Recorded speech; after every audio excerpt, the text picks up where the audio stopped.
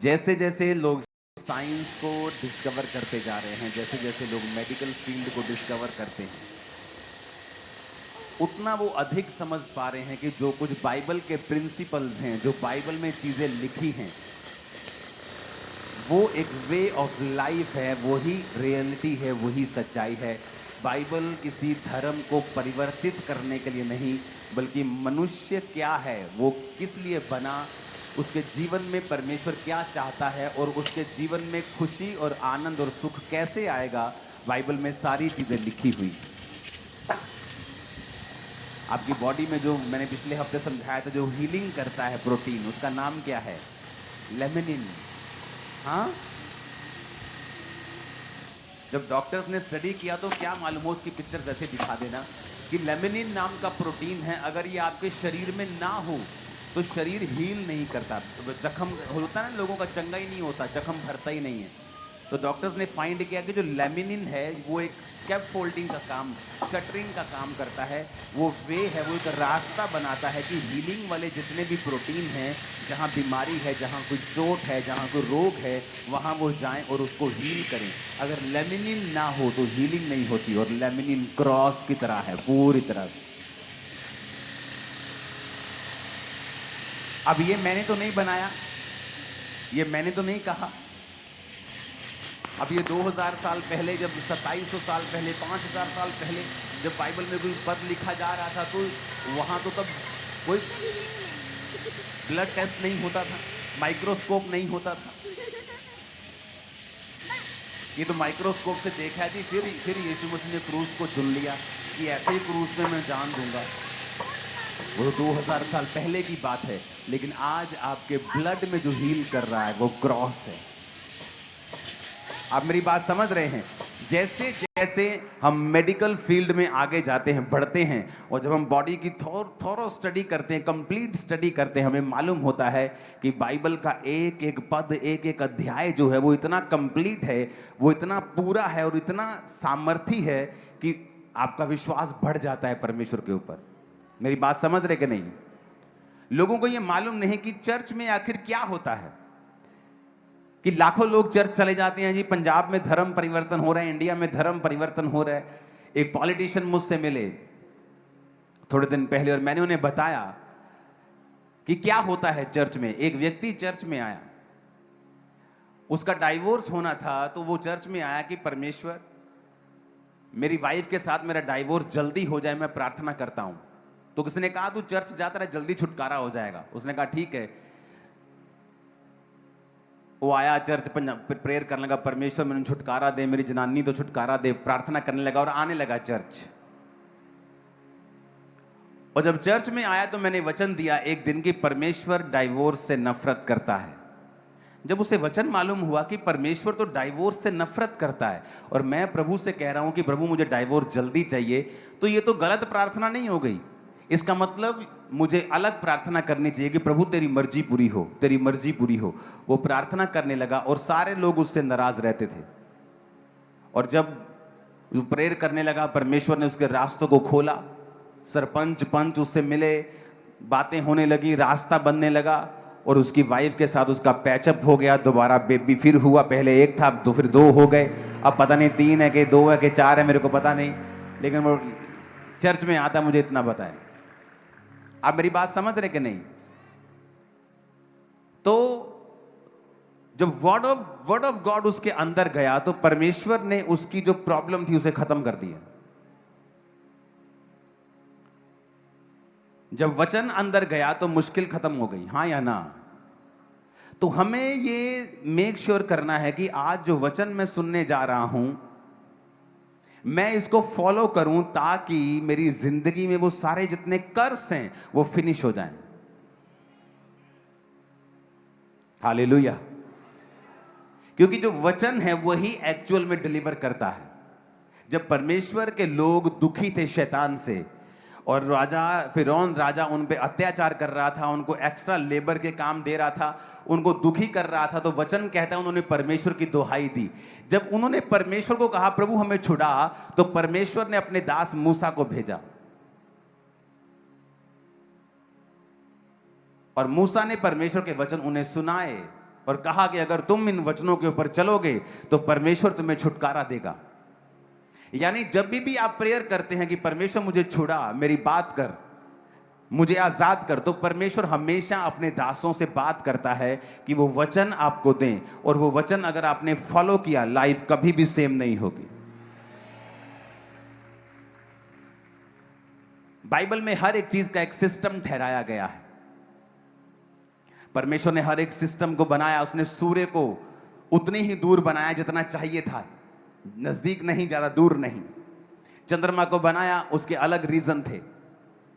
उसने मनुष्य को बनाया, उसने समाज के लिए इंस्ट्रक्शंस दी कि समाज में कैसे रहना है। फाइनेंस के लिए इंस्ट्रक्शन दी कि फाइनेंस के साथ तुमने कैसे अपने जीवन को बिताना है, बच्चों के साथ कैसे रहना है, वाइफ के साथ कैसे रहना है, हस्बैंड के साथ कैसे रहना है, अपने भाई के साथ, माता पिता के साथ, समाज के साथ कैसे रहना है, चर्च में कैसे रहना है। हर एक चीज का जो जिक्र है वो बाइबल में ऑलरेडी दिया गया है। और अगर आप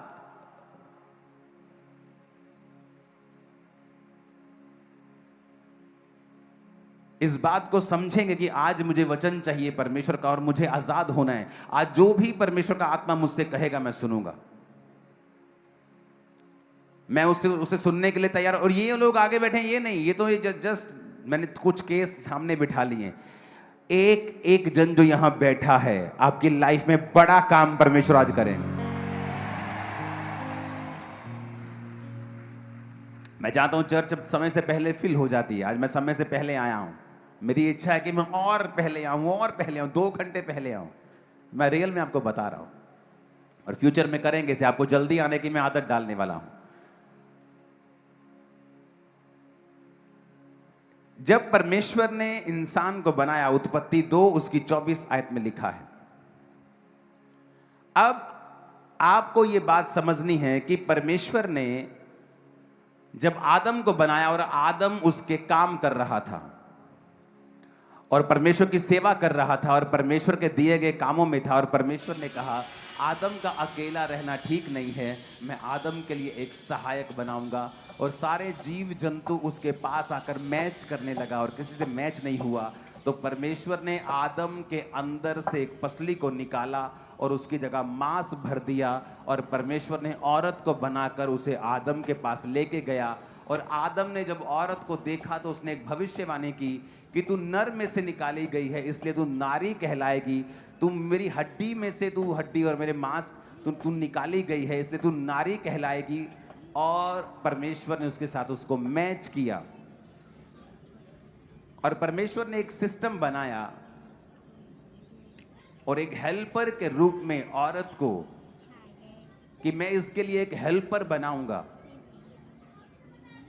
जो इसकी डेस्टिनी को फिल करने के लिए इसकी मदद और सहायता करेगी।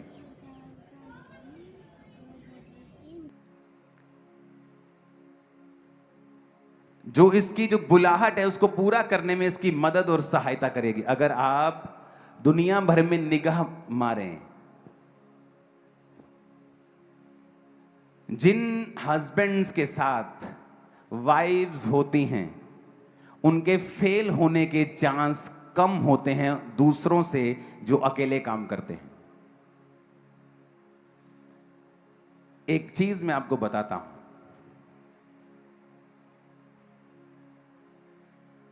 वॉशिंगटन यूनिवर्सिटी ने एक स्टडी की और उस स्टडी में उन्होंने 5000 जो मैरिड इंडिविजुअल्स थे उनको उन्होंने स्टडी किया। अब ध्यान से मेरी बात को सुनना, इस वचन को अब मैं वचन से मिलाकर उनसे बात करूंगा। पहला पत्रस 3 उसकी 7 आयत में लिखा है, कहता पतियों तुम भी बुद्धिमानी से पत्नियों के साथ जीवन निर्वाह करो। आज बहुतों को कानों में मिर्ची लगने वाली है, आपको बता रहा हूं। Likewise, ye husbands dwell with them according to knowledge,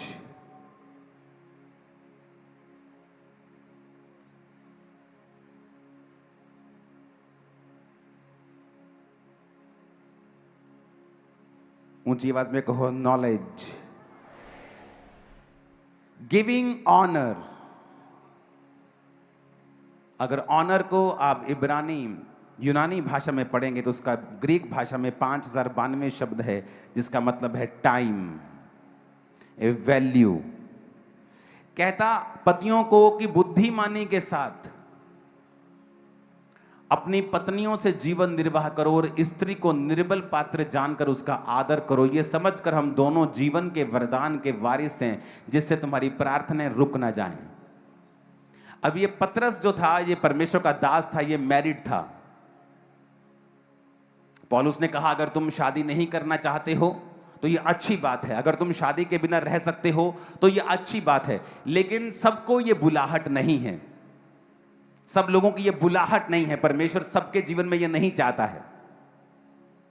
उसने अलग अलग बुलाहट के साथ आपको बुलाया है, लेकिन अगर आप शादीशुदा हैं तो परमेश्वर ने कहा लाइकवाइज ये husbands dwell with them according to knowledge giving honour. कहता अपनी पत्नी को वैल्यूएबल चीजें दो, समय। निर्बल पात्र, निर्बल का मतलब ये नहीं कि वो कमजोर है, यहां पर वो फिजिकल स्ट्रेंथ की बात कर रहा है। जो औरत है उसे परमेश्वर ने आदमी से फिजिकल स्ट्रेंथ में कम बनाया है। हर एक आदमी, कामयाब आदमी के पीछे औरत होती है, यह भी इस सदी का सबसे बड़ा झूठ है। ना तो औरत आपके पांव की जूती है क्योंकि वो आपके पैर की हड्डी से नहीं निकली, ना ही वो आपके सर का ताज है क्योंकि ना वो आपके सिर की हड्डी से नहीं निकली। औरत आपके साइड बाय साइड, कंधे से कंधा मिला के आपके साथ खड़ी होने के लिए परमेश्वर ने उसे अनॉइंट किया है, और ये उसकी रियल कॉलिंग है आपकी लाइफ। उसको परमेश्वर ने पसली से निकाला, साइड से निकाला है, ताकि वो आपके साइड में खड़ी हो। वॉशिंगटन यूनिवर्सिटी ने एक स्टडी की, और उन्होंने क्या स्टडी की? They found that the people with reliable and discipline partners, ऐसे पार्टनर्स जो डिसिप्लिन्ड हैं,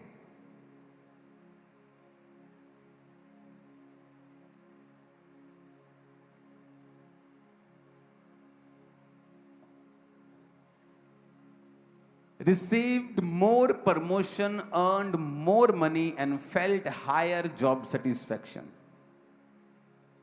उन्होंने कहा जिनके पार्टनर्स रिलायबल हैं, डिसिप्लिन्ड हैं,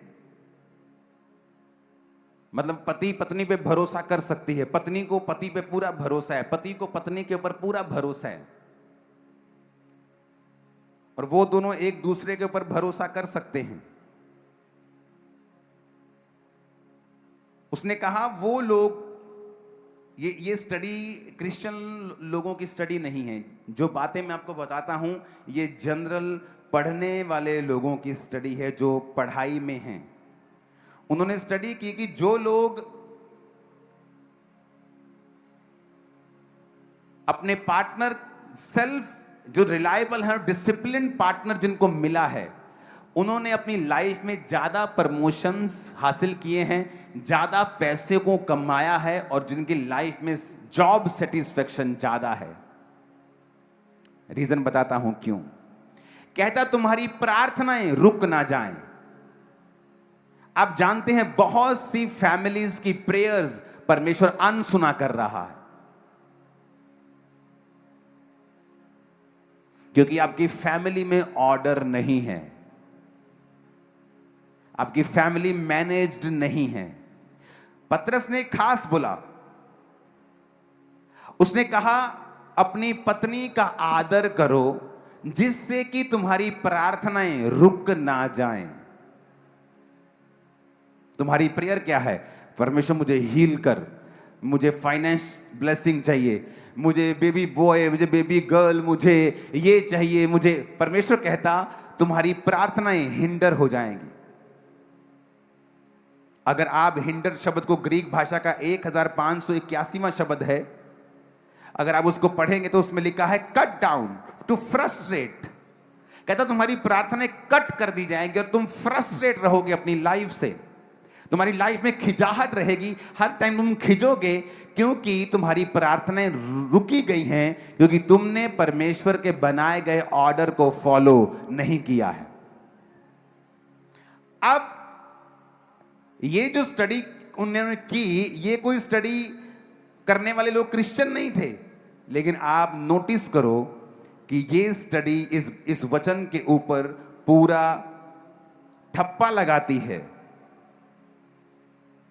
कि जो कुछ बोला गया है वचन में कि जो लोग आपस में ज्यादा बनकर, जिनकी बनती है, जो ज्यादा समझ के साथ एक दूसरे के संग रहते हैं, वो अपनी लाइफ में ज्यादा कामयाब हैं, फाइनेंशियली भी, फिजिकली भी, सामाजिक रीति से भी और हर तरह से कैरियर वाइज भी। आप मेरी बात समझ रहे कि नहीं? ये वॉशिंगटन यूनिवर्सिटी की स्टडी है।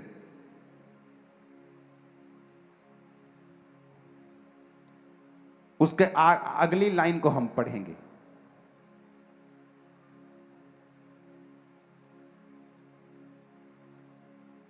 उसमें लिखा है कि the data revealed that the employee with an extremely conscientious spouse is 50% more likely to get a promotion than an employee with a unconscientious।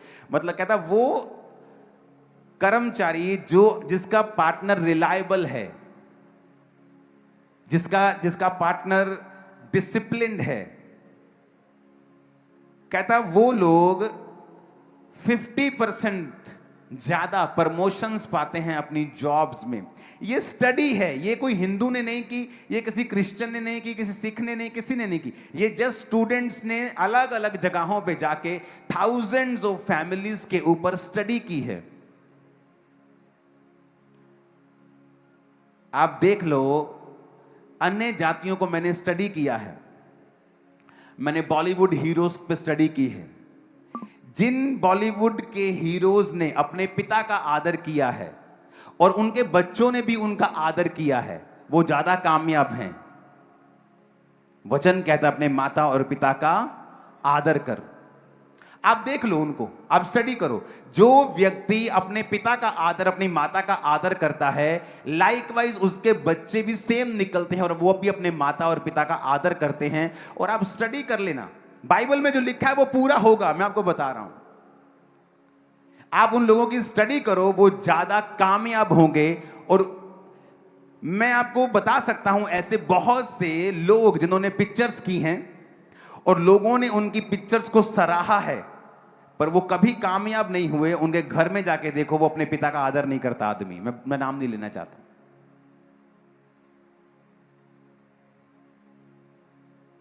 हालांकि वो सब कुछ अच्छा कर रहा है, लेकिन अगर आप देखेंगे जो बाइबल है वो सिर्फ क्रिश्चियंस के लिए नहीं है। ये एक ऐसा मैनुअल है, ये एक ऐसा लॉ है कि कोई भी व्यक्ति जो इसे ब्रेक करता है कभी भी छूटता नहीं वो उसके कॉन्सिक्वेंसेस, उसके असर से। कितने मेरी बात को समझ रहे हैं? अब ये जो स्टडी की है, ये कोई वॉशिंगटन यूनिवर्सिटी ने की है, कोई बड़ी यूनिवर्सिटी ने स्टडी की है। और उन्होंने स्टडी किया है कि वो लोग जिनके पार्टनर्स उनके साथ ज्यादा रिलायबल हैं, डिसिप्लिन्ड हैं, जो एक दूसरे के प्रति डेडिकेटेड हैं, लाइफ में एक दूसरे से खुश हैं, वो लोग ज्यादा ब्लेस्ड हैं उन लोगों से जो इस ब्लेसिंग में नहीं है। पतरस ने कहा तुम्हारी प्रार्थनाएं रुक ना जाएं, फ्रस्ट्रेट ना हो जाएं, कट डाउन ना हो जाएं, क्योंकि तुम दोनों जीवन के वरदान के वारिस हो।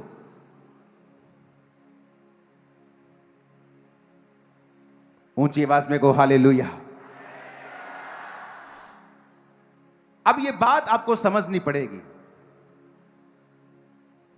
उत्पत्ति 2 उसकी 24 में लिखा, उसने कहा इस कारण पुरुष अपने माता पिता को छोड़कर अपनी पत्नी से मिला रहेगा और वो एक तन बने रहेंगे। अपने पड़ोसी को बोलो, पुरुष अपने माता और पिता को छोड़कर अपनी पत्नी से मिला रहेगा और वो दोनों एक होंगे।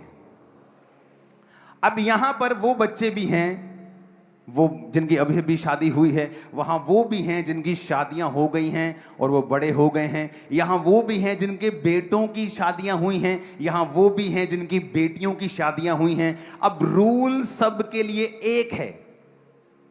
परमेश्वर की मर्जी क्या है, उसने एक सिस्टम बनाया। अब जब मूसा परमेश्वर ने खड़ा किया, तो मूसा ने जब एक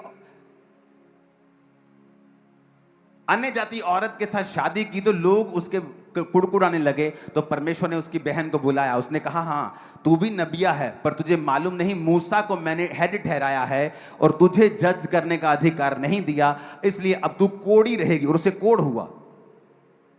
परमेश्वर ने कहा बात ये नहीं है, बात ये है कि तू मेरी मैनेजमेंट के खिलाफ, बात मूसा की नहीं है, बात चुनाव की है। बात ये नहीं है कि परमेश्वर ने क्या किया, परमेश्वर ने क्या किया है, बात ये वो क्या चाहता है, बात ये है। बात ये नहीं है कि उसने कहा औरत आदमी के अधीन रहेगी, कि मैं क्यों अधीन रहूं, बात ये नहीं। अब वो ये भी कर सकता था कि आदमी औरत के अधीन रहेगा, ये तो उसकी बात है ना, ये तो उसने किया है ना। तो किसी ना तो किसी को एक दूसरे के अधीन रहना था, क्योंकि घर में लीडर एक ही होता है, इंजन का डब्बा एक ही होता है। कभी इंजन के 2 डब्बे देखे कभी इंजन के 2 डब्बे, कि दो इंजन के साथ चल रहा है, पीछे डब्बे चल रहे हैं, 2 इंजन चल रहे हैं, ऐसा देखा है कभी? इंजन एक ही होगा। अब यहां पर लिखा है therefore shall a man leave his father and his mother and shall cleave into his wife। लिखा क्लीव, इंग्लिश में लिखा क्लीव। क्लीव कहता, क्लीव को इब्रानी भाषा का 1692 शब्द है दबाक, जिसका मतलब पता क्या है? To cling. जैसे गीला कपड़ा होता है ना, और जब आपकी बॉडी में गीला कपड़ा पहनते हो आपकी बॉडी से चिपक जाता है। कहता अपनी वाइफ के साथ जो तुम्हारा प्यार है वो क्लिंज होना चाहिए, यानी तुम्हारी वाइफ और तुम्हारे बीच में कोई व्यक्ति नहीं होना चाहिए। तेरी मां भी नहीं, तेरा बाप भी नहीं, तेरा भाई भी नहीं, तेरा परिवार भी नहीं। और ये रियल प्लान है परमेश्वर का। अब यहां पर क्या है? क्योंकि एक मां जिसका एक लौता बेटा है वो अपने बेटे से प्यार करती है। अब उसके पास इनसिक्योरिटी है कि वाइफ जो है वो मुझसे दूर ना कर दे, जबकि उसको ये पता होना चाहिए कि जिस दिन उसकी वाइफ उसकी लाइफ में आई, अब मां को खुद एक स्टेप पीछे रखना है और वाइफ को एक स्टेप आगे रखना है। पर नहीं, हमें उसे गाइड करना है। जब वचन कहता है कि क्लिंज टू योर वाइफ, गीला कपड़ा होता है ना, कहता ऐसे रहना है। बट मां क्या समझा रही है, बाप क्या समझा रहा है, भाई क्या समझा रहा है? और जब तक आप दोनों का बॉन्ड, आप दोनों की लाइफ सबसे ज्यादा क्लोज नहीं होगी आपके माता और पिता दोनों से, तब तक आप रियल प्लान में प्रवेश नहीं करेंगे। बाइबल आपकी लाइफ में पूरी नहीं हो रही, आपकी प्रेयर्स फ्रस्ट्रेट रहेगी। होता ना यार, मैं प्रेयर कर रहा हूं यार, मैं फास्टिंग कर रहा हूं यार, मेरी लाइफ में काम क्यों नहीं हो रहा, मैं फ्रस्ट्रेट हो रहा हूं, ये मैं कर रहा हूं, मैं चाहता हूं, मैं सब कुछ सही कर रहा हूं, पर कुछ हो नहीं रहा है। परमेश्वर ने कहा cling to your wife, adhere to your wife, join together, keep fast, overtake, pursue hard, stick to your wife.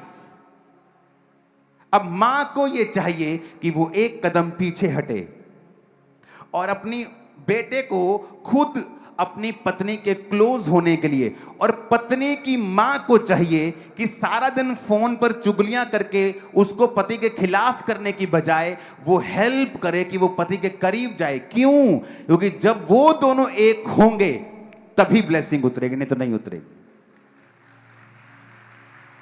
अगर आपकी सासू मां और आपकी मां ये काम नहीं कर रही हैं तो वो एक्चुअल में आपका नुकसान कर रही हैं, और जब वो आपका नुकसान कर रही हैं वो अपना नुकसान कर रही हैं, वो अपने गर्भ का नुकसान कर रही हैं, अपने घर का नुकसान कर रही हैं, ये समझ के कि वर्ड ऑफ गॉड क्या कहता है।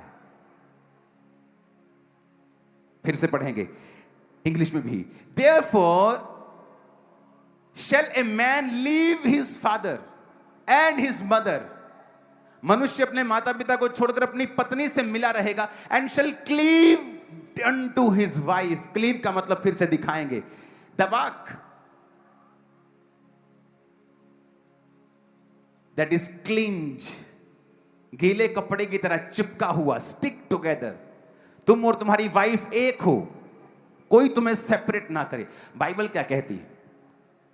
कहता परमेश्वर ने कहा, जब हम मत्ती 19 उसकी 4 से 6 आयत को पढ़ते हैं तो परमेश्वर ने कहा, उसने उत्तर दिया, क्या तुमने नहीं पढ़ा जिसने उन्हें बनाया आरंभ से नारी और नर बनाकर कहा, इस कारण मनुष्य माता पिता से अलग होकर पत्नी के साथ रहेगा, वो दोनों एक तन होंगे। अतः वो दो नहीं एक तन है, जिसे परमेश्वर ने जोड़ा है उसे मनुष्य अलग ना करे। अब हुआ क्या, बेटी ने फोन किया, वो मेरी बन नहीं रही उसके साथ। अब मां कह रही तू हो जा बखरी। अब बेटा गया मां के पास, बेबी नहीं हो रहा, तू हो जा बखरा।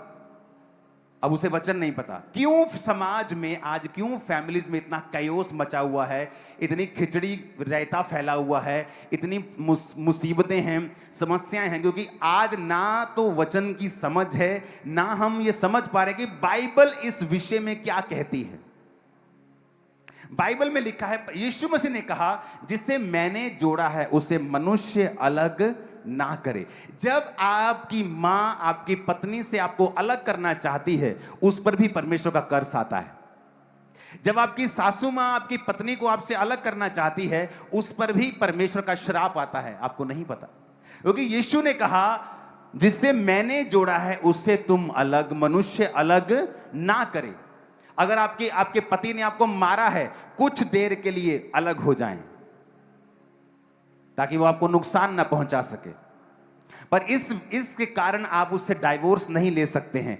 डाइवोर्स लेने का एक ही रीजन है बाइबल में, अगर आपका पार्टनर किसी दूसरे के साथ चला जाए, गलत काम करे, व्यभिचारी बन जाए, तो ही आप अपने पार्टनर को त्याग सकते हैं।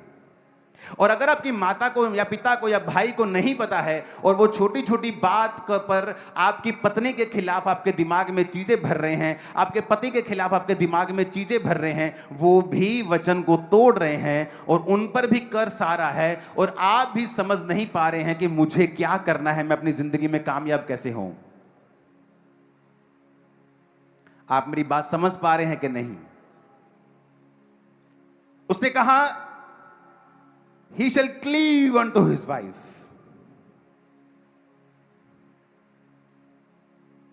अब हमें समझना होगा इन बातों को।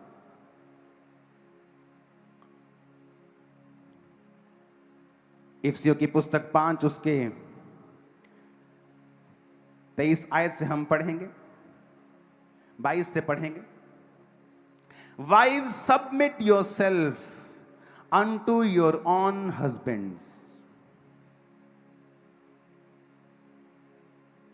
ग्रीक भाषा का 5293 शब्द, जिसका मतलब है सबमिशन का हुपोटासो, जिसका मतलब है टू सबऑर्डिनेट।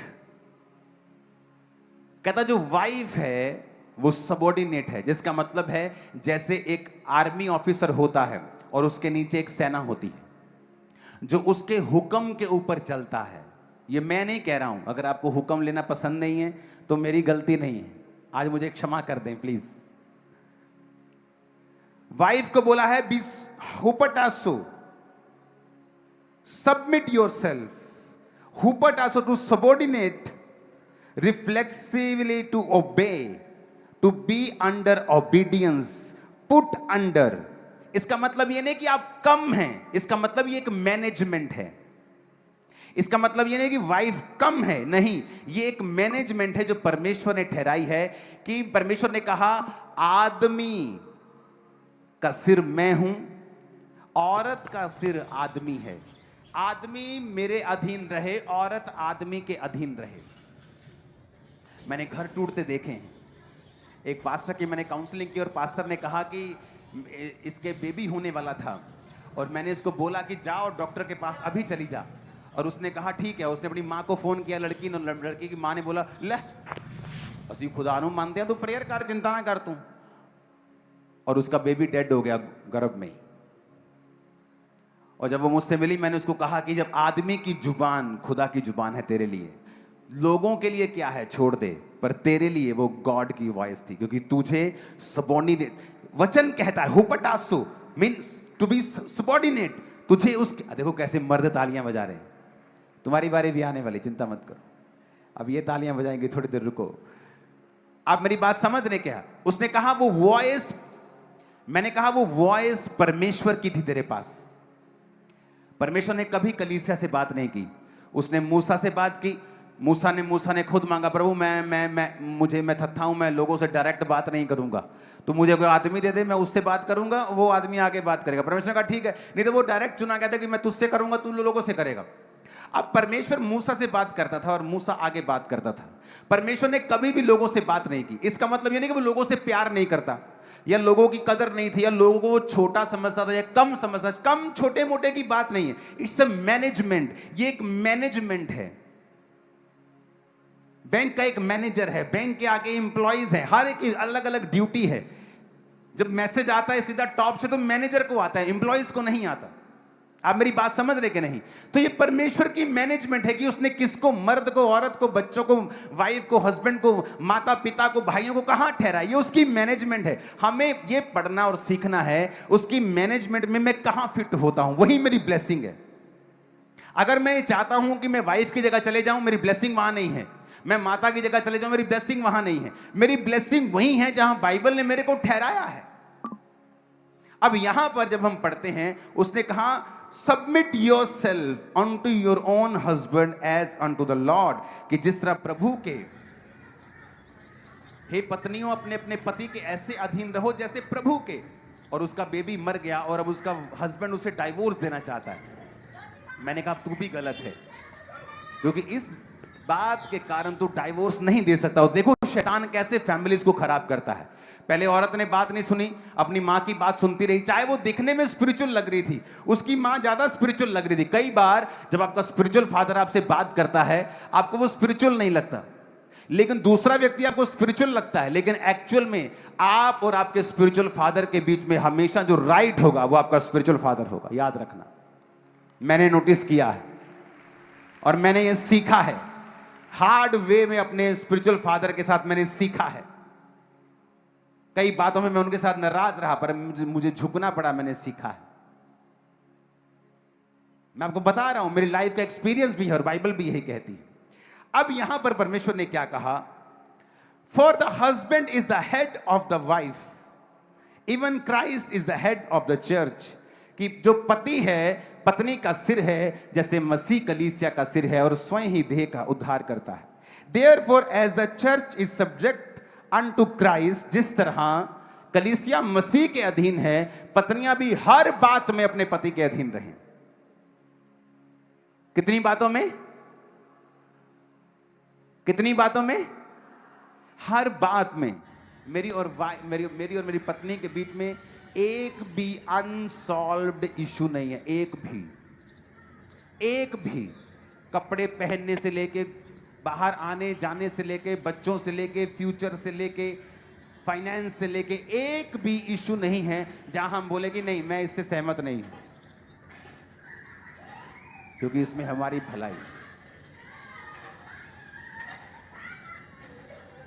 यहां पर लिखा है कि हर बात में अपने पति के क्या रहना है, अधीन रहना।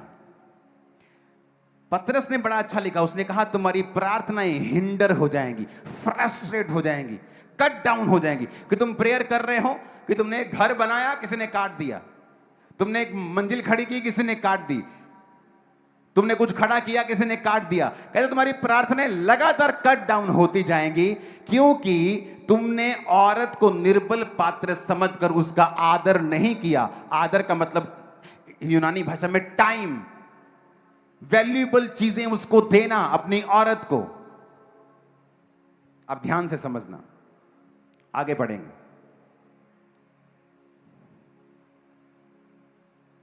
अट्ठाईस आयत से पढ़ेंगे। इस प्रकार उचित है कि पति अपनी पत्नी से अपनी देह के समान प्यार करे।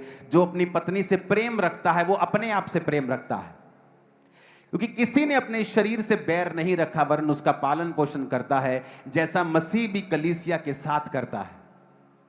इसलिए हम उसकी देह के अंग हैं। इस कारण मनुष्य अपने माता पिता को छोड़कर अपनी पत्नी से मिला रहेगा, वो दोनों एक तन होंगे। कितनी बार देखो सेम वर्स बाइबल में आपको बार बार मिलती है। एक ही वर्स आपको बार बार मिलती है बाइबल में। क्यों परमेश्वर ने ऐसा बार बार लिखा है? एक ही चीज। 29 आयत फिर से हम पढ़ेंगे, उसमें लिखा है किसी ने भी अपने शरीर से बैर नहीं रखा, वरन उसका पालन पोषण करता है। For no man ever yet hated his own flesh but nourisheth and cherisheth. ये पति के बारे में लिखा है। कहता कोई भी अपने जो शरीर से बैर नहीं रखता, बल्कि उसे नरिश करता है और चेरिश करता है। जब आप नरिश को पढ़ते हैं रियल बाइबल में, जिस भाषा में बाइबल लिखी गई थी, उसका मतलब है काई। और जब आप चेरिश को पढ़ते हैं उसका मतलब है थाल्पो। इनका मतलब है, जब आप नरिश को पढ़ते हैं, और नरिश में उसका जो शब्द है ट्रेफो से वो निकला है, जिसका मतलब मैं आपको बताता हूं। कहता implication to cherish, to pamper. बच्चों को पैम्पर करते हैं ना, हस्बैंड को बोला है वाइफ को पैम्पर करने के लिए। आप हैरान हो जाएंगे, बाइबल में देखो कितनी डीप बातें लिखी हैं। चेरिश करने के लिए, और स्पेशल लिखा है ग्रीक भाषा का 5142वां शब्द, क्योंकि ये जो शब्द था नॉरिशित, पालन पोषण, ये आया है एक्ट्रेफो से, और एक्ट्रेफो शब्द लिया गया है ट्रेफो से, जो 5142वां शब्द है, जिसका मतलब है implication to cherish with food, pamper, bring up, feed, nourish. कभी अपनी पत्नी को कभी उसकी फेवरेट डिश बनाकर खिलाई है आप लोगों ने?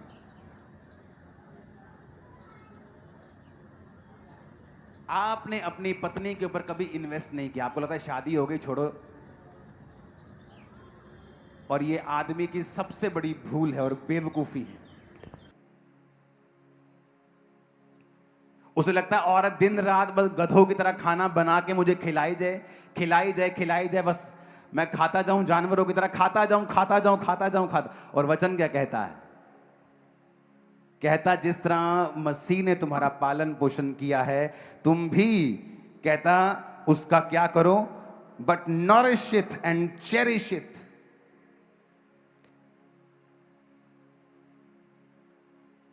कहता implication to cherish with food etcetera, pamper, bring up, feed, nourish. आपने कभी अपनी पत्नी से लव नहीं किया, फाइट की है। मेरी वाइफ को बेस्ट चाय मेरे हाथ की पसंद है, मैं कभी कभी उसको बना के देता हूं। उसको जब फिर फेडअप हो जाती है वो स्टाफ की चाय से, मुझे बोलती है आप चाय बना के लेके आओ। फिर मैं जाता हूं, चाय बनाता हूं तसल्ली के साथ, अच्छे से बनाता हूं। फिर मैं हालेलुया। और उसको मालूम है मुझे किन बातों से नफरत है, किन बातों से मुझे ये चीज नहीं चाहिए, घर में ऐसा नहीं होना चाहिए। वो उन चीजों का ध्यान रखती है। एक मूर्ख औरत हमेशा अपने हस्बैंड को खिजाने वाले काम करेगी, और एक मूर्ख आदमी अपनी औरत को इग्नोर करेगा हमेशा। उसने, बाइबल कहती है, कहता टू पैम्पर योर वाइफ। जिस तरह बच्चों को पैम्पर नहीं करते हम, उस तरह से लिखा। देखो वचन में लिखा हुआ है, through the idea that is fatten, implication to cherish with food etcetera. मतलब जो भी तुम्हारी वाइफ को पसंद है, उसे घूमना पसंद है, आप शाम को जाओ, अगर बाइक नहीं है साइकिल है, साइकिल नहीं तो पैदल है, जाओ और जस्ट 10 रुपए की कुल्फी खा के आओ। पैसा नहीं है तो जाओ, अपनी वाइफ को डिनर पे लेके जाओ। उसे खुद खाना, उसको बोलो आज तू नहीं बनाएगी, आज मैं बनाऊंगा, बच्चे बनाएंगे, आज तू बैठ, तेरे को खिलाते हैं मस्ती से। लेकिन कभी नहीं, क्योंकि वो ईगो है, मैन ईगो, आदमी का घमंड। और नुकसान किसका हो रहा है? उसी आदमी का जो घमंड करके बैठा है, उसी का नुकसान हो रहा है। इसलिए वो आदमी फ्रस्ट्रेट है। आज वो फ्रस्ट्रेशन में दारू पी रहा है, बाहर जा रहा है, दोस्तों के साथ मिल रहा है, उसे लगता है कि ये फ्रस्ट्रेशन निकालने का तरीका है, और एक आधा घंटा से दारू पी के अच्छा लगता है। लेकिन सुबह वही फ्रस्ट्रेशन, फिर से वही फाइनेंस में फ्रस्ट्रेशन है, लाइफ में फिर वही फ्रस्ट्रेशन है। ऐसे जरा प्रेयर कर रहा हूं लेकिन जवाब नहीं आ रहा, क्योंकि तुम्हारी प्रार्थनाएं काटी जा रही हैं कॉन्टिन्यू डेवल के द्वारा, क्योंकि वो वचन की गहराई को जानता है। शैतान के बिना मेरी, शैतान के कारण मेरी प्रजा नाश हो रही है। बाइबल में नहीं लिखा, कहता ज्ञान ना होने की वजह से मेरी प्रजा नाश हो रही है। लेकिन जैसे ही तुम्हारा पति तुम्हें पैम्पर करता है, तुम्हारी मां बीच में आ जाती, ले तू उन्हें सिर ते चढ़ा लेना हुणे। आप देखो शैतान कैसे काम करता है। और अगर वो हस्बैंड को ये मालूम नहीं है कि मुझे ये करना है और ये नहीं करना है, वाइफ को पता नहीं है कि मुझे ये करना है या नहीं, कोई मुझे क्या कहे मुझे कोई मतलब नहीं पड़ता, मुझे ये मालूम होना चाहिए कि परमेश्वर क्या कहता है। अगर उसका वर्ड ये कहता है कि मुझे करना है तो मुझे करना है, मेरा रिश्तेदार क्या कहता है मुझे कोई मतलब नहीं है। कोशिश करो आपकी और आपकी वाइफ के जो अनसुलझे इश्यूज हैं वो आप आपस में सॉर्ट आउट कर लो, क्योंकि जब वो इज्जत बाहर जाती है, चाहे वो आपके क्लोज फैमिली मेंबर्स क्यों नहीं हो, वो इसका फायदा उठाते हैं और शैतान इसका फायदा उठाता है। बात सही है। मैं आपको बता रहा हूं, आज आप डिलीवर हो रहे हैं, आपको अपना अपना रोल अगर समझ नहीं आया, और अगर एक औरत मर्द की तरह बिहेव करेगी, वो लीड करने की कोशिश करेगी, हस्बैंड को चुप कराने की कोशिश करेगी, वो हस्बैंड को चुप नहीं करा रही, वो गॉड को चुप करा रही है, क्योंकि वो उसके मुंह से बोलता है और उसने उसको फिर उसका ठहराया है। तो अगर हम अपनी अपनी जगह नहीं समझेंगे कि मेरी जगह कहां है, तो हम अपनी जिंदगी में कभी भी कामयाब नहीं हो पाएंगे। उसने कहा pamper your wife, give time, give valuable things to her. उसके लिए समय को निकालना है, उसकी फेवरेट चीजों को करना है। कभी कभी क्या, रोज भी कर सकते हो। कुलस्सियों 3 उसकी 18 से 20 आयत को हम पढ़ेंगे। और जो वर्ड मैं आपको दे रहा हूं ना, जब आप ये मैटर सॉल्व कर लेंगे, मैं आपको लिख के देता हूं, कर्जा फिनिश होगा। आपको बता रहा हूं, फाइनेंस सेम नहीं होगा, सेहत सेम नहीं होगी, आपके बच्चे देखना कैसे बढ़ेंगे, वो उनको राइट एटमॉस्फेयर मिलेगा जहां वो बढ़ सके और परमेश्वर के कार्य कर सके। वो आमीन मुझे वाला चाहिए चर्च।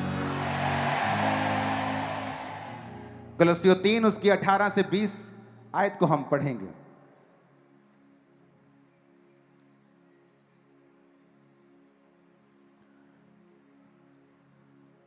लिखा है, पत्नियों प्रभु में जैसे उचित है वैसे अपने पति के अधीन रहो। सेम बात देखो, फिर से उसने बोली, हे पत्नियों जैसे प्रभु में उचित है अपने पति के अधीन रहो। हे पतियों अपनी पत्नी से प्रेम करो और उससे कठोरता ना करो। वचन हमें बार बार ये बातें सिखाता है, और अगर हम फिर भी इसे नहीं समझेंगे तो फिर हमारी प्रार्थनाएं हिंडर होंगी। हमें समझ नहीं आएगा कि हमने क्या करना है, कैसे करना है, हमारी जिंदगी में ये प्रॉब्लम क्यों है, मेरी लाइफ में ये प्रॉब्लम क्यों है, मेरी जिंदगी में ये क्यों नहीं हो रहा है। ये होगा क्योंकि आप बाइबल के जो नियम हैं उन वचनों को आप ब्रेक कर रहे हो। अगर आप पत्नी को गाली दे रहे हो तो आप अपने आप को गाली दे रहे हो, वो गाली आपको लग रही है, क्योंकि आप एक हैं, दोनों दो नहीं हैं। और परमेश्वर ने कहा जब तुम जुड़ गए हो तो मेक श्योर तुम्हारा मन एक हो, ताकि तुम्हारी प्रार्थनाएं जो जाएं वो एक मन से जाएं, 2 इंजन ना हो, एक इंजन हो, ताकि तुम्हारी गाड़ी आगे बढ़ सके। और ये कर्स है लोगों की लाइफ में। बहुत सारी फैमिलीज में कर्स मैंने देखा है, क्योंकि वो औरत जो है वो फैमिली पे कब्जा करना चाहती, वो गाइड करना चाहती, वो पति को चुप करा के रखना चाहती है। और मैंने देखा है उस परिवार ने सफर किया है, उनके बच्चों ने सफर किया है। उन बच्चों की जब शादियां हुई वो अपनी शादियों में कामयाब नहीं हुए इतना, और उनके आगे बच्चे देखे हैं मैं जानता हूं उन लोगों को, बहुत बूढ़े हो गए हैं वो, लेकिन मैं उनकी स्टोरीज को जानता हूं। और ये कर्ज फॉलो कर रहा है पीढ़ी दर पीढ़ी, क्योंकि एक व्यक्ति ने जब वचन को तोड़ा वो वैसे ही लोगों को पैदा करता गया जो आगे उसके जैसे हैं, और वो वैसा ही पैटर्न पूरी फैमिली में फॉलो कर रहा है।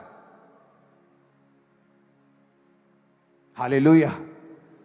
आज एक मां का काम है कि वो वाइफ और हस्बैंड के बीच में दीवार ना बने, बल्कि उनको करीब आने का कारण बने, और प्रभु उसको भी ब्लेस करेगा। सास का काम है कि वो करीब आने का काम करे, उनके करीब उनको जाने दे, उसको छोड़ दे। वाइफ उसकी पत्नी को तंग ना करे, उसके घर को ब्रेक ना करे, वो हेल्प करे, क्योंकि जब आप हेल्प करेंगे, जो गॉड ने कहा है कि उनको अलग ना कर बल्कि उनको एक कर, तो गॉड की जो कृपा है वो तुम पे भी आएगी, क्योंकि वो देखेगा कि तुम भी उसके वचन को पूरा करने में उसकी हेल्प कर रहे हो, तुम भी उस वचन पे बिलीव करते हो जो बाइबल में लिखा हुआ है। हालेलुया। ऊंची आवाज में कहो हालेलुया।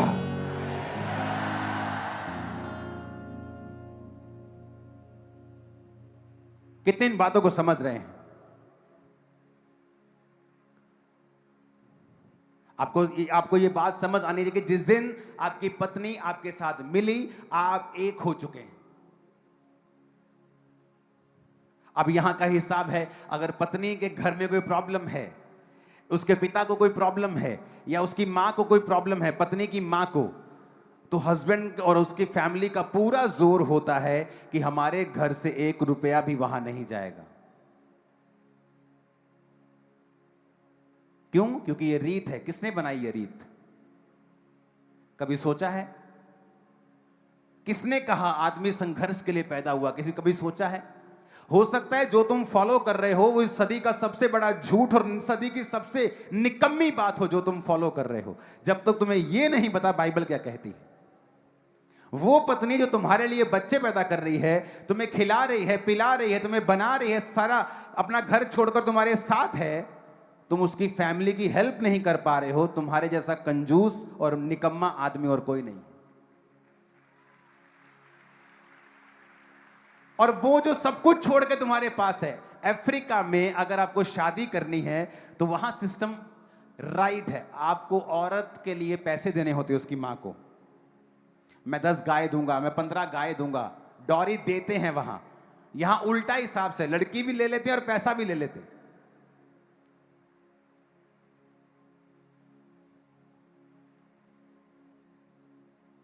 एक तो लड़की दो, ऊपर से पैसा दो। आप एक जन को, एक पूरे ह्यूमन को जो आपके गर्भ से निकला है, आप किसी दूसरे घर में दे रहे हो। यही बहुत बड़ी बात है उस घर के लिए कि वो आपकी जनरेशन को आगे लेके जा रहा है, जा रही है। और औरत को भी, आदमी को ऐसा सोचना चाहिए और औरत को सोचना चाहिए कि उसका पैसा वेस्ट ना हो। क्योंकि कई घरों में मैंने यह भी देखा है कि मां को जरूरत नहीं है, फिर भी वो अपनी बेटी को बार बार बोलती मुझे ये चाहिए, मुझे ये चाहिए, और प्रेशर रखती है अपने बेटी के ऊपर और वो अपने हस्बैंड के ऊपर, जबकि उसकी मां को ऐसी कोई जरूरत नहीं। तो बैलेंस होना चाहिए हमारी लाइफ। अब मेरी वाइफ ने अपनी फैमिली को सपोर्ट किया है। जिससे आप प्यार करते हो, जिस औरत से आप प्यार करते हो, जो आपके वंश को पाल रही है, जो आपके संग है, क्या आप में इतनी भी ह्यूमैनिटी नहीं है और इतना प्रेम नहीं है कि आपको आपकी औरत रो रही है क्योंकि उसकी मां बीमार है और आपको कोई फर्क नहीं पड़ रहा, आप उससे प्यार नहीं करते हैं? मैं आपको दावा कर सकता हूं। ऐसा कैसे हो सकता है कि एक व्यक्ति जिससे आप प्यार कर रहे हो और उसकी मां बीमार हो, या उसका बाप बीमार हो, या उसका भाई बीमार हो, और आपके पास एक्स्ट्रा पड़ा है और उनके पास कुछ नहीं है, और आप फिर भी देने के लिए तैयार नहीं? अगर आपके पास पैसा नहीं भी है, आप अपने कंपैशन को दिखा सकते हैं, अपने प्रेम को दिखा सकते हैं, विजिट कर सकते हैं, प्यार कर सकते हैं, हग कर सकते हैं, 4 बातें बोल सकते हैं। अरे कुछ तो करो। क्योंकि तुम अपनी पत्नी से अगर प्रेम करोगे, तुम्हारी पत्नी का जो है तुम उससे भी प्यार करोगे।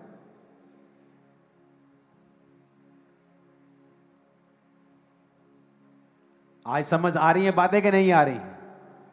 और ये रियल परफेक्ट लाइफ का सीक्रेट है जो मैं आपको दे रहा हूं।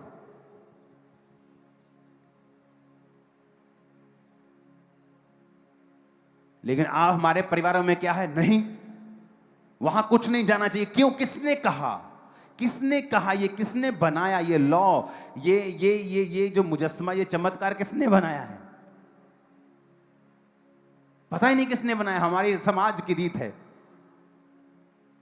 कई बार सबसे निकम्मी रीतियां हैं जो हम स्वीकार कर लेते हैं, और डेविलिश हैं, डेविल्स इंस्पायर्ड हैं, शैतान के द्वारा प्रेरित हैं कई चीजें।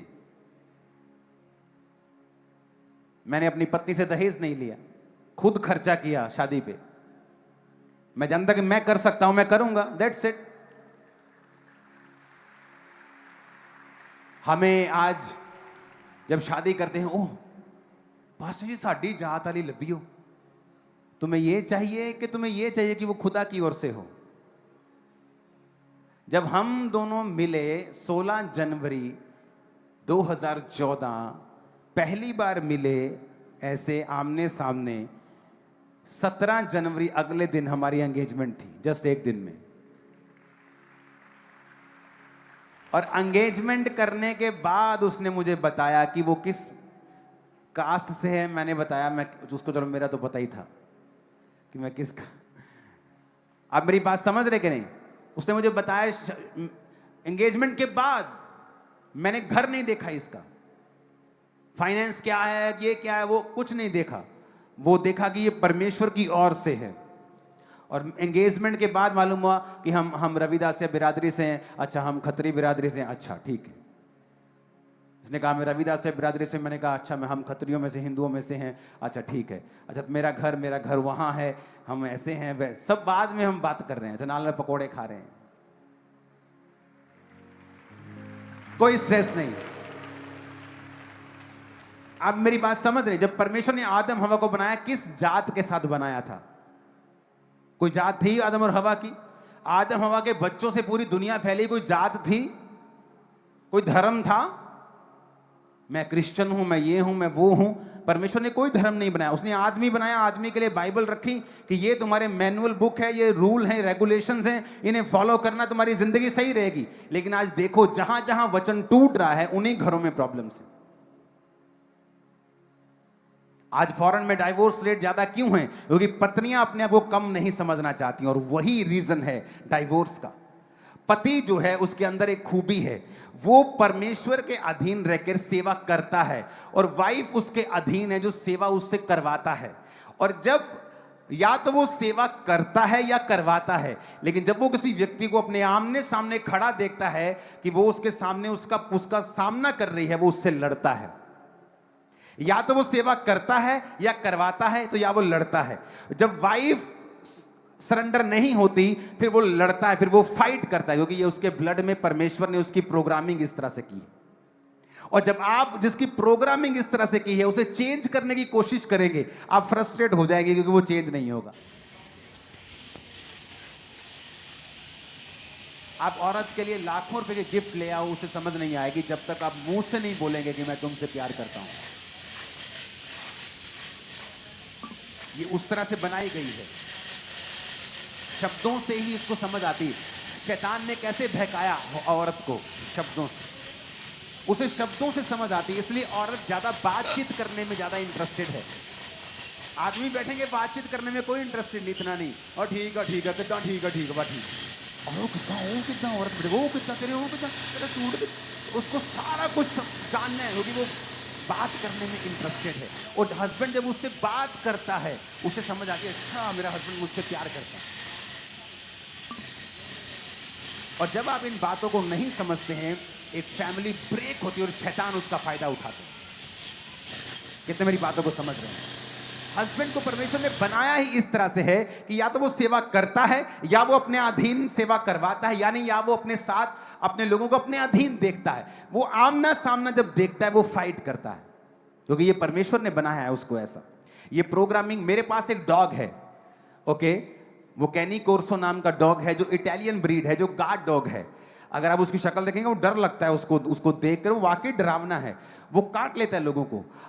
मैं जितना मर्जी उसको ट्रेंड करूं कि नो, शांत रहना है, उसके ब्लड में, उसको जब ब्रीड किया गया था, उसको जब बनाया गया था, उसकी नस्ल जब बनाई गई थी, गार्ड डॉग था।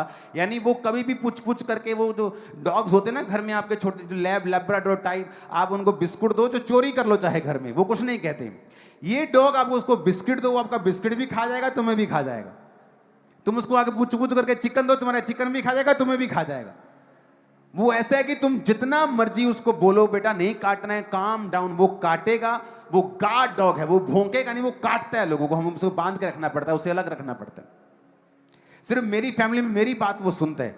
मेरे मदर्स आए, वो उनको भौंकता है, मेरे फादर आए, वो उनको भौंकता है। क्यों? उसकी प्रोग्रामिंग उस तरह से की गई है, उसको बनाया ही इस तरह से गया, उसके ब्लड में है ये। आप उसको चेंज नहीं कर सकते, आप वाइफ को चेंज नहीं कर सकते, उसके ब्लड में है ये चीजें। आपको बात करनी पड़ेगी, आपको उसे इमोशनल सेटिस्फाइड करना पड़ेगा। आदमी के ब्लड में है कि वो या तो धिनगी करता है या करवाता है, आप उसको चेंज नहीं कर सकते। जब आप चेंज करने की कोशिश करेंगे एक दूसरे को, आप फ्रस्ट्रेट होंगे, क्योंकि वो उनके ब्लड में, उनके सॉफ्टवेयर में नहीं है। आप ब्लेस हो आज। अगर आपको अपनी लाइफ को देखना है कि वो ब्लेस्ड हो, फर्स्ट पहला काम जो आप लोगों ने करना है वो है अपने आप को सबमिट करना है परमेश्वर के सामने। एक रियल मैरिज का जो सेंटर है, मैं आपको बताता हूं। आपको क्या लगता है जो क्रिश्चियन हैं उनके जीवन में प्रॉब्लम्स नहीं होती, या उनके लड़ाइयां नहीं होती, या उनके तकरार नहीं होते हैं। लेकिन मैं आपको बताता हूं, अगर आप क्रिश्चियन हैं और गॉड आपका सेंटर है और वचन आपका सेंटर है और आप खुदा की सेवा करने के लिए अपने आप को सबमिट कर चुके हैं, तो होता क्या है जब आप लोगों में तकरार होती है क्योंकि आपका सेंटर परमेश्वर है, तो वो चीजें जो आम लोगों के लिए बड़ा एक हवा बन सकती हैं, आपकी लाइफ में वो आपके माइंड और स्पिरिट को हिट नहीं करते हैं। ये गहरी बात मैं आपको बता रहा हूं। आपका जब सेंटर क्राइस्ट है कि आपको भी सेवा करनी है, चर्च जाना है, संडे खुदा का काम करना है, आपको बोना है, आपको प्रेयर करनी है, आपकी वाइफ का भी सेंटर ये है कि मुझे चर्च जाना है, खुदा का काम। अगर आपका सेंटर सेम है, गॉड है, आप सबमिशन आपने गॉड के सामने रखी है। अगर क्राइस्ट के सामने आदमी सबमिट नहीं है, अपनी वाइफ से आप एक्सपेक्ट ना करें कि वो भी आपके सामने सबमिट रहे। अगर आप खुदा के सामने अधीन नहीं है, आपकी वाइफ आपके सामने अधीन नहीं होगी, क्योंकि परमेश्वर आपको वही देगा जो आपने उसकी लाइफ में बोया है। एक पास्टर कंजूस लोगों को आकर्षित करता है अगर वो खुद कंजूस है।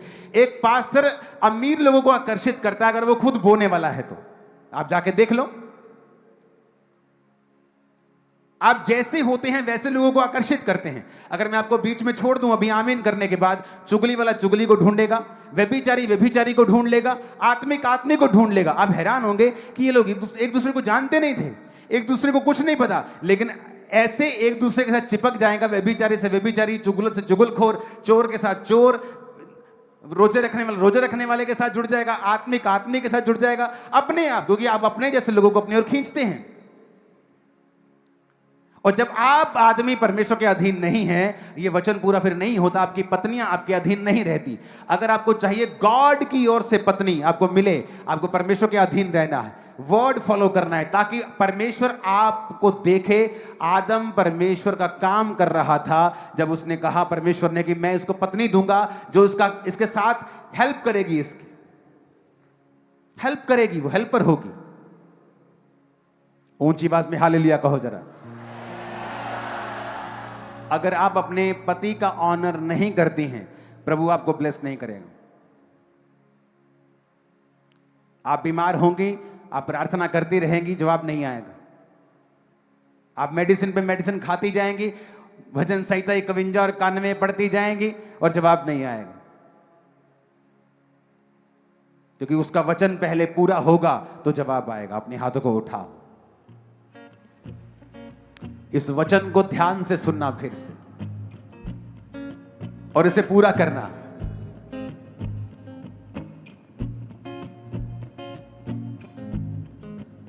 हस्बैंड्स, आपने अपनी वाइफ को कभी जिसने पैम्पर नहीं किया, उसकी फेवरेट डिश बना के नहीं खिलाई, उसको घुमाने नहीं लेके गए, आप मुझे अपनी सेल्फीज भेजेंगे कि आपने अपनी पत्नी के साथ प्रेम किया है, उसको घुमाने लेके गए। आप अपनी फैमिली फोटोज मुझे भेजेंगे, मैं सीरियस हूं इस बात के लिए। आप अपनी फैमिली फोटोज भेजेंगे कि आज इकट्ठे होकर हम खाना खाने के लिए गए हैं, हमने अपने इश्यू सॉल्व किए हैं। और मैं आपको बता रहा हूं, आपको ये कई बार आपको नॉर्मल लगेगा, लेकिन इसका असर होगा, बीमारियां पर कब्जा ना कर पाएंगी इन जीसस ने।